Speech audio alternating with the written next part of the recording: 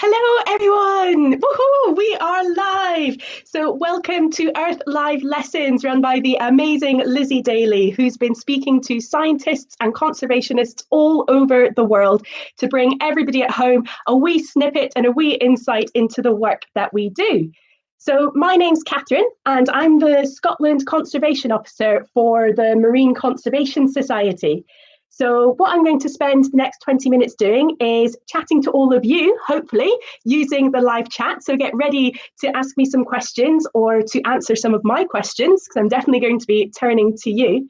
And then a little bit about the work that I do with MCS, maybe a little bit about how I ended up becoming the Scotland Conservation for MCS. And then Sheila, the shark behind me, is actually hiding a bit of a challenge that I'm going to put to you all at the end of the session. So to begin with, the Marine Conservation Society is a UK charity, and we kind of work over three main areas. The first one is called ocean recovery. So this is all about putting in place marine protected areas for different amazing species, for different habitats where they live, to make sure that they can recover, to make sure that they're protected for many generations to come. We also work on sustainable seafood. So for those of us who choose to eat fish, we produce something called the Pocket Good Fish Guide, which then gives you advice on the most sustainable fish to choose to eat. And then the last area of work is clean seas and beaches, which is the work that I mostly do in Scotland.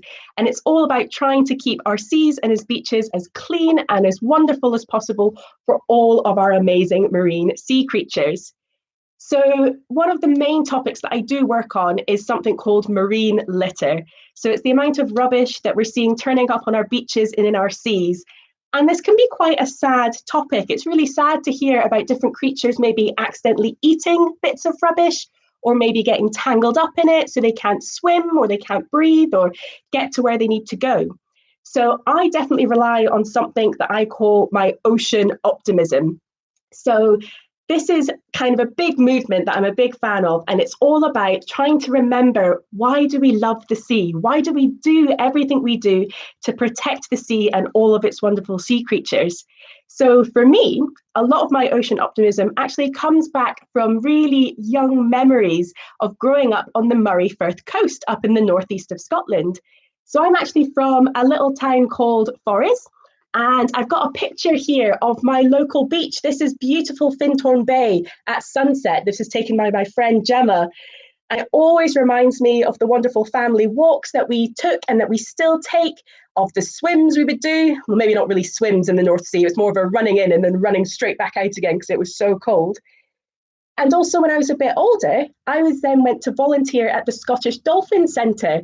And I was able to watch the amazing residential population of bottlenose dolphins. And one of my favourite facts about them is that they're the fattest dolphins in the world. They've got to be so big because it's so cold there. So they've got that lovely big layer of fat called blubber to keep them nice and warm.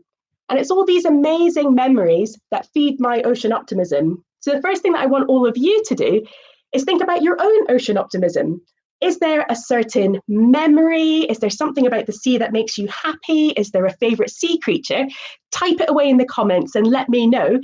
And let's create a lovely buzz about why we do what we do. Why have you all tuned in to watch this? Is it because you love the sea? Is it because it's a favourite creature you want to protect? Are you maybe worried about the sea? You can see Laura has already spotted Sheila. She is always a big source of ocean optimism and is always up for a good cuddle, which definitely helps. Now, definitely take this conversation out of this 20 minutes as well. So one of the joys of social media just now is actually we can then expand the audience from the 30 or so of us that are online just now to hundreds, maybe even thousands of people outside. So as well as sharing your amazing memories with me, we've got things like sharks, definitely. I wonder if that's from Finlay. We've got the summer isles from Noel, sea turtles from Laura. All of these amazing creatures and habitats are coming now through as well. We've got reefs. Logan says his is the great white shark. That's a brilliant one, Logan. Sheila will be very happy with that. So hopefully this is just causing you all to maybe have a bit of a smile to yourself. If you're watching with a couple of friends or family, it's maybe having a bit of a good conversation as well. But share these with people, share them on your social media, share them with other family friends that you're maybe having video calls with or phone calls with. and spread that ocean optimism. Because I really don't think that we can actually protect the ocean if we don't actually love it. And we need to help more people to fall in love with the ocean. Brodie's favourite creature is a whale as well. I've got my whale earrings in today there for you, Brodie, just especially. Now, Jack's just mentioned that he's been scuba diving a couple of years ago, and that really made him fall in love with the open water. I completely agree, Jack. And actually, it was after that I was volunteering at Spey Bay. I went off to university at Aberdeen, and that's where I learned to scuba dive. And it just helped me fall in love with the ocean all over again. Now, one of my favorite things probably about learning how to dive was how to communicate underwater. And for those of us who aren't divers, if you were to go diving underneath the water, you've had to put your tank on your back, put your mask on, you put your regulator in. Sounds a little bit like Darth Vader. Would you be able to talk to your buddy underwater like I'm talking to you just now? You wouldn't be able to understand anything, would you? So what our divers do is actually use their hands and use different hand signals to then communicate underwater.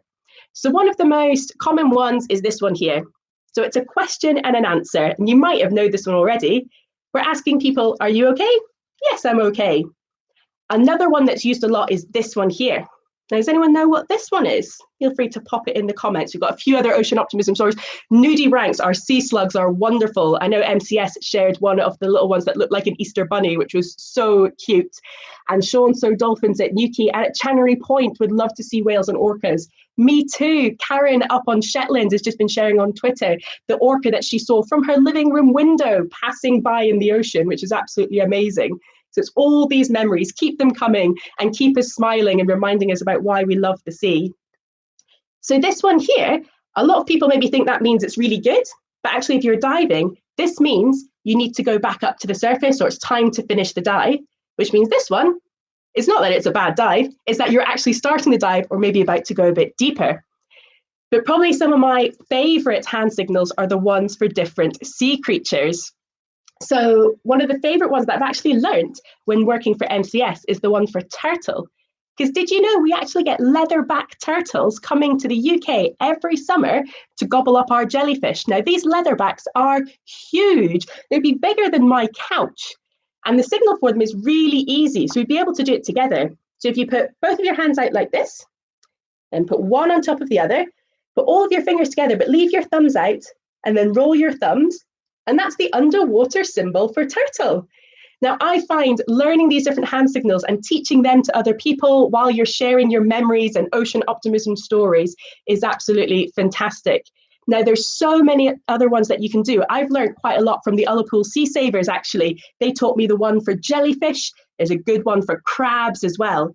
So I want you to maybe think about your favourite sea creature and maybe come up with your own hand signal for them. If you were diving and you were lucky enough to see one of these creatures, what would you tell your buddy that you saw using your hands? So maybe afterwards you can take a photo or you can take a little video and send it to me or send it to Lizzie, and we would love to see them.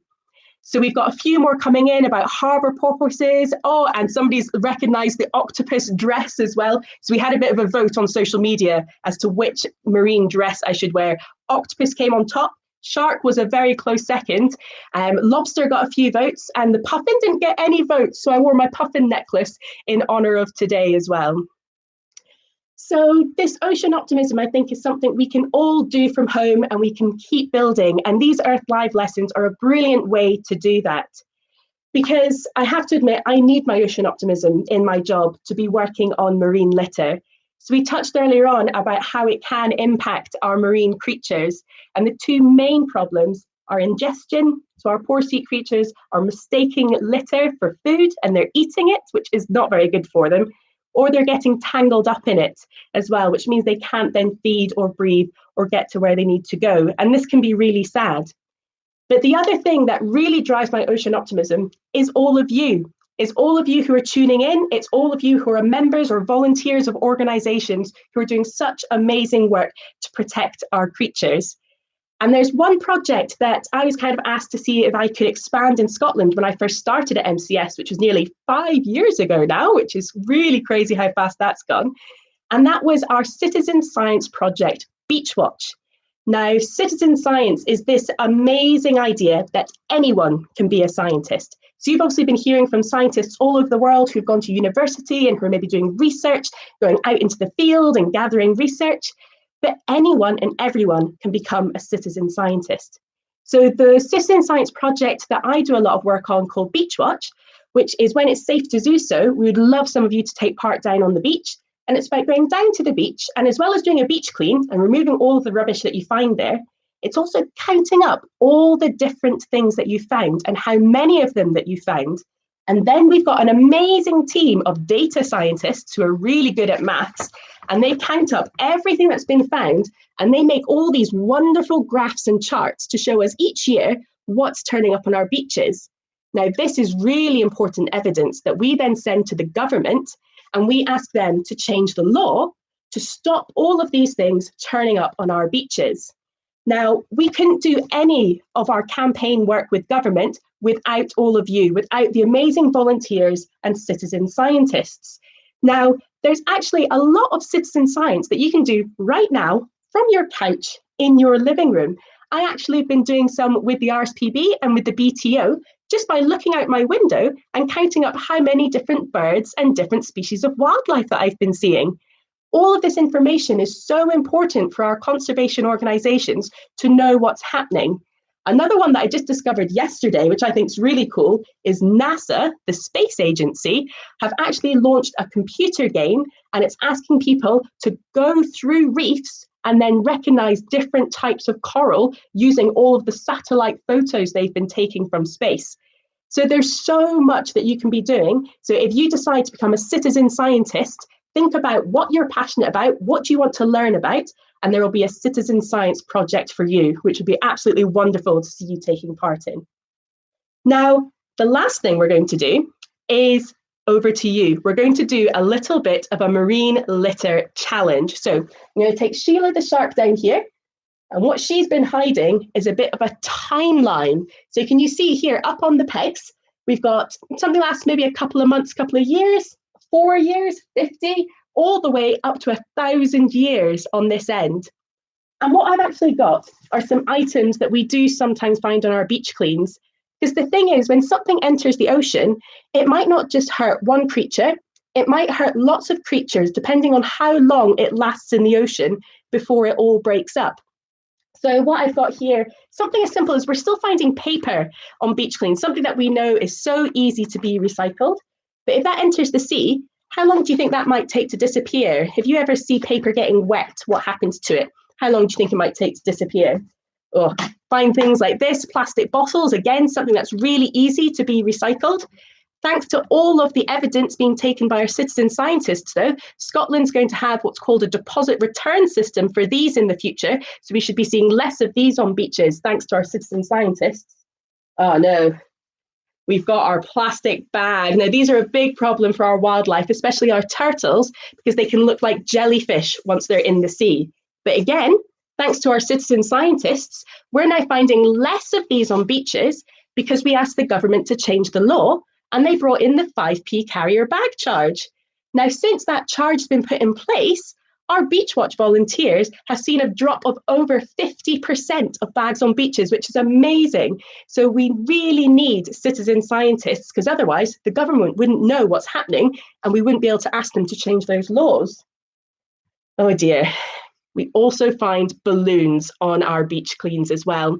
Now, balloons and lanterns have actually been in the news quite a lot the past couple of days, and that's because some people are actually letting them go. They're letting them go and fly up into the sky, thinking it's a really nice way maybe to celebrate something. But what happens when they burst or when the lantern goes out? They fall back down, and sadly, a lot of them are falling down into the sea. Some of them are falling on land as well, and it doesn't matter where they land. These could really be hurting animals that live in the land or the sea. So what we want to say for our balloons and our lanterns is don't let go. Don't let go of them, and make sure if you are using them that you don't let go and that you put them in the bin afterwards so they don't end up in the sea. Oh, and the last thing, a nappy. We find nappies on beach cleans. Well, the reason we find nappies on beach cleans is because people are flushing them down the toilet. What a lot of people don't realise is that sometimes if people flush things they're not supposed to down the toilet, it can block up the pipes. And that means to clear the pipes away, or we've had lots of rain or flooding, the pipes just can't cope with these extra things, and they can sometimes still end up in the ocean. So there's another really easy job that you can do from home, which is make sure that everybody is only flushing the 3 P's down the toilet. Now, this is quite a funny one, but what do you think they are? Pee, poo, paper. That's it. Everything else goes in the bin. So who knew you could actually save the sea from your bathroom? So make sure that nobody else is flushing wet wipes or nappies or cotton bud sticks. They should all be going in the bin, and make sure they're only flushing the 3 P's. So we've got all these different items, and they actually all take different amounts of time to disappear. So now what I want you all to decide is which one do you think matches up with each of these? So I want you to maybe choose one of the items. I'll put them up here. We've got our nappy, our bag, we've got that balloon, don't let go of the balloon.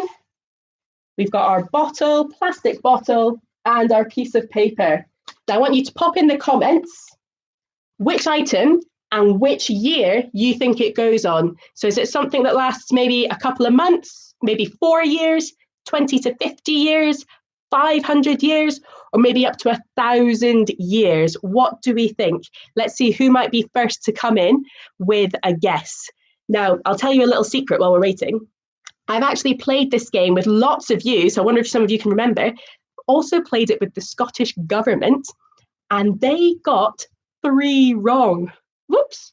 So I wonder if we all as a team can maybe beat the Scottish government in how well we can get this going across. So if we have a look at some of those items, they are made of different materials. So have a think about what it's made of and what you think might happen to it when it's then submersed in water. So Marcus and Martin have got the first one. They think the plastic bag lasts 450 to 1,000 years. Okay, that's a good guess that comes in first. So maybe let's put our plastic bag up to this end, up to 1,000 years. So we've still got our bottle, our balloon, our paper, and our nappy. Where do we think these might go? Maya thinks paper is just going to last a couple of months, couple of years. That sounds a good guess, Maya. Let's pop the paper down on there.